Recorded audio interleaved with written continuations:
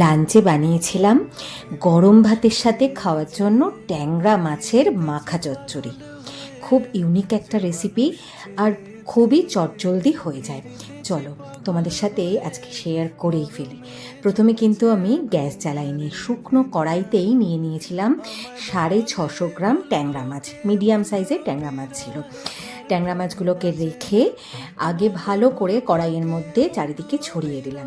এরপরে দুটো বড় আলুকে আমি মোটা মোটা করে জুলিয়ান করে কেটে নিয়েছিলাম, সেগুলোকেও অ্যাড করে দিলাম। একটা বড় সাইজের কুচনো পেঁয়াজ, সাথে একটা বড় টমেটো আর 2-3টে কাঁচা লঙ্কা কুচিকেও ভালো করে দিয়ে দিলাম। এর ওপরে দিয়ে দিলাম অনেকটা পরিমাণ রসুন বাটা আর বেশ অনেকটা পরিমাণ কাঁচা সর্ষের তেল।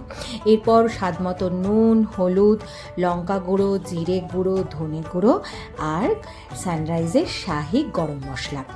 এরপর কি করতে হবে, আসল কাজ, সেটা হলো ভালো করে হাত দিয়ে মশলা, সবজি আর মাছকে আলগা আলগা হাতে মাখতে হবে, কারণ মাছগুলো ছোট ছোট আর তার সাথে খুবই নরম।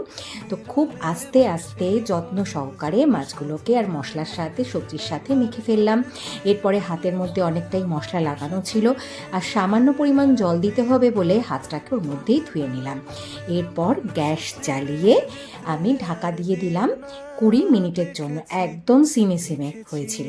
দেখো 20 মিনিট পরে কিন্তু রেডি ট্যাংরা মাছের মাখা চচ্চড়ি। খুব চটজলদি হয়ে গেছিলো, অপূর্ব খেতে লাগছিল। অবশ্যই একবার ট্রাই করো।